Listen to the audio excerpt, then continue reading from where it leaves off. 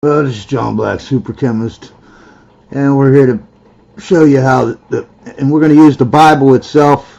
As you can see, the King James Version, that's the common version that Christians use. And we're going to prove that they not only, think human sacrifice is okay, they think it's actually moral. And not only that, their entire basis, the foundation of the religion is based on human sacrifice. I mean, it's undeniable, but of course everyone will deny it. Let's start with Judges chapter 11, and we're going to scroll down to verse 29. Okay, you can read it if you want. The stuff that comes before that, it's basically just God talking to Jephthah, and and I'm going back and forth or whatever. I don't even remember what it's, but it's all inconsequential. The story really starts right here. It says at verse 29, and keep in mind this only goes, so let's say 30 to 40. That's like 10, 11. That's 11 verses, and each verse is only on average, one verse is one sentence. So that means this entire story is only 11 sentences long, okay? And keep in mind, nobody disagrees with me. Not the church, not the Pope, not in the colleges where they teach theology, like if you want to be a pastor, you might go, or if you're a priest, you have to go. Nobody disagrees that this is about human sacrifice. They just manipulate it and turn it into something else, that, the moral of the story. But nobody on the planet disagrees that this is a story about human sacrifice. Okay? Nobody. The Pope himself, even.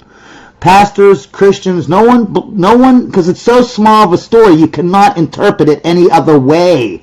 Okay? So we're going to go over each sentence and whatever, and we're going to see. So 29. Then the Spirit of the Lord came up to Jephthah. And this is the only part of the sentence that's really worth mentioning, is that the Lord came up upon Jephthah, meaning that he's right there with Jephthah. And he passed over Gilead and Manasseh, and passed over Mizpeh and Gilead, and from Mizpah of Gilead he passed over unto the children of Ammon. And so the rest of that was just garbage. He's just basically saying that he passed through these cities, the Lord, and then he came upon Jephthah, right? That's all it says. Verse 30, and Jephthah vowed. Okay, now God basically walked up to Jephthah, and Jephthah starts talking to God, and Jephthah vowed a vow unto the Lord, and said, if you shalt that was the whole thing. They were talking about these Ammon people before this verse 29. They're bad, and Jephthah wants to get rid of them. You know what I mean? They're going to war. And Jephthah vowed a vow unto the Lord, and said, if thou shalt without fail deliver the children of Ammon into my hands, meaning if you let me win this war, right? Because that's what they're talking about in this chapter. The whole thing is about this war.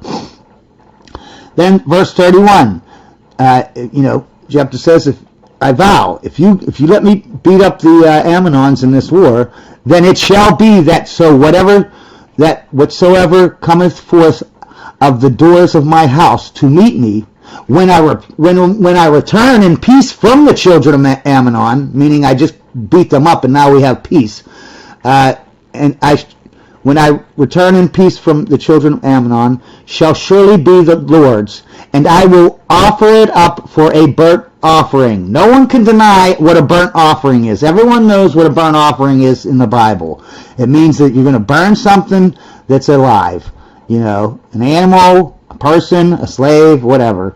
So basically, the first three verses just says God came up to Jephthah, and Jephthah said, hey man, I promise you, if you let me win this war, I vow that whoever comes out of, when I come home from the war after winning and we have peace, whoever comes out to, greet me through my front door, when I come home, then I will offer that animal up, whether it be a human or whatever, a goat, dog, it doesn't matter.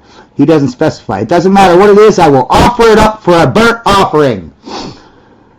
So Jephthah, this is verse 32, so Jephthah passed over unto the children of Ammon to fight against them, and the Lord delivered them into his hands. Now, keep in mind, this is the Bible. That means it's God's word. This isn't Jephthah's word, okay? This is God's word, you know, in the frame of a reference from a Christian. This is God's word, okay? And God said that He delivered them into his hands. So Jephthah didn't just win because he was mightier. No, the Lord delivered them into his hands. Okay? In the next verse, and he smote them from Aaron or even till thou come to Minnith, even 20 cities, and unto the plain of the vineyards with a very great slaughter. Thus the children of Ammon were subdued before the children of Israel. And keep in mind, Jephthah is the children of Israel, right? He's saying the Lord delivered them into his hands, and he smote them. He killed them all through this city, that city, all through these cities, through the vineyards, and with a great slaughter. And then that subdued the rest of the Ammon children, that were left that were still alive. So let's go to verse 34. And Jephthah came to Mizpeh, right? That's his house. Unto his house. I mean, that's the city that he lives in. And behold, his daughter came out to meet him with timbrels and with dances. And she was his only child. Besides her, he had neither son nor daughter. So most of this is just babbling. The only thing that you need to take from that is Jephthah came home, right, to his house, and what did he see? The first person that came out of the front door was his daughter. That's basically the takeaway, right? Now, he's already made a vow. There's only one vow that he's made, and there's only one time that he talked to God in this entire chapter. So we know what that vow is, right? And it came to pass when he saw her that he rent his clothes, meaning grabbed on him, tried to rip them off, and said, Alas, my daughter, thou hast brought me very low, and thou art one of them that trouble me. For I have opened my mouth unto the Lord, and I cannot go back. I can't go back on what I said. I gave a vow. I can't go back on it. It's making me sad. It's bringing me down, right? I'm ripping up my clothes. Alas, my daughter, this is making me, sad. I can't go back on my vow. Now, verse 36. And she said unto him, My father, if thou hast opened thy mouth unto the Lord, do to me according to that which hath proceeded out of thy mouth. So she's saying, if you made a vow, then you got to keep that vow, man. For as much as the Lord hath taken vengeance for thee of thine enemies, even of the children of Ammon. So basically, she's just saying, you got to do what you got to do, man. I mean, he let you win the war, and so you got to keep your vow. 37. And she said unto her father, Let this thing be done for me. Let me alone 2 months, that I may go up and down upon the mountains and bewail my virginity, I and my followers. So she's basically saying, hey, you're going to kill me. Let me give 2 months to, travel around the mountains, go up and down with my friends and hang out. I'm a virgin. Let me mourn my virginity and my life that's going to be forfeited. And of course, verse 38, and he said, Jephthah the dad said, Go, and he sent her away for 2 months, and she went with her companions and bewailed her virginity upon the mountains. So she goes up for 2 months and she, mourns her virginity and her life. And then there's only 2 more verses. 39. And it came to pass at the end of the 2 months that she returned unto her father, who did with her according to his vow which he had vowed. And she knew no man, and it was a custom in Israel that the daughters of Israel went yearly to lament the daughter of Jephthah, the Gilead, 4 days in a year. Okay, so basically the last part is just saying they celebrate it, or mourn it every year for 4 days. But the first part I want you to see. And it came to pass at the end of the 2 months that she returned unto her father. That's obviously, self-explanatory. She, at the end of the 2 months, she came home, right? And the father did with her to his vow, which he had vowed. There was only one vow, right? There was only one vow.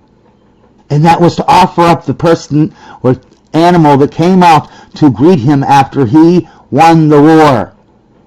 Only if God helped. And it said that God helped. No one can say that this is not a story about human sacrifice. Okay, so first let's go over a couple things, go back over the story and make things more clear. Verse 29 is where we started, okay? And it says, that's when the Spirit of the Lord came to Jephthah. Meaning that the Lord wasn't there. If you read the first 28 verses, you'll see. It's just Jephthah talking to the Ammonites. And them going back and forth saying how they're doing each other wrong, you know what I mean? And then, so my whole point is if God just entered the story, then how could Jephthah make a vow before that? And if you read the passages, he made no vow. There was no vow, none. Second thing I wanted to bring up was verse 34, when Jephthah came home, right? It says, Jephthah came home, right, unto his house, and behold, his daughter came out to meet him. Now, that right there proves that she wasn't just outside, right? Because it says his daughter came out to meet him. Okay, he comes up to the house and his daughter comes out. That means that the daughter was in the house and came out, and she had to come out to the front door. This was back in the day. There was only one door and it's in the front. If they had one in the back, how would he know that she came out that door? How would he see? Obviously, she came out the front door. Obviously. There's no other interpretation. Because it says, behold, his daughter came out to meet him. Came out of where then? If she didn't come out of the house, where'd she come from? The dictator or the king's version of God's word says that women are, worthless, and their virginity and ability to procreate is the only thing that gives them value. You know what I mean? Gives a woman value. That's the king's dictator's version of what God said. You know what I mean? So that's why when that story gets down to the end where she's saying, I went to the hills to mourn my virginity, that was everything back then. You know what I mean? Was your virginity and having kids. And what she's doing is she's mourning her unborn children, right? Over herself, because she's not a piece of crap, right? Just like let's say I'm 20 years old and I got 2 kids and they're both babies, right? And now I find out I have to be killed, right? Human sacrificed. So I say I want to go take 2 months off and just mourn, about my children. And my children are going to grow up with no parent or whatever. I'm going to go up. I'm going to mourn them. That doesn't mean I'm not mourning my life. That's how you mourn your life, right? That's how you think about what you could have had. That's how you mourn your life, literally.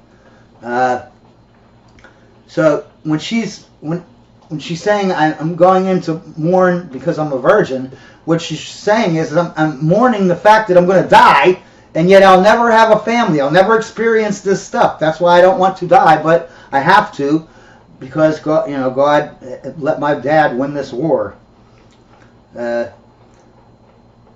And some people will say that he didn't make this promise to do this burnt offering. He said, I vow this vow to do this burnt offering, right? Whoever comes out to meet me after the war, if you let me win.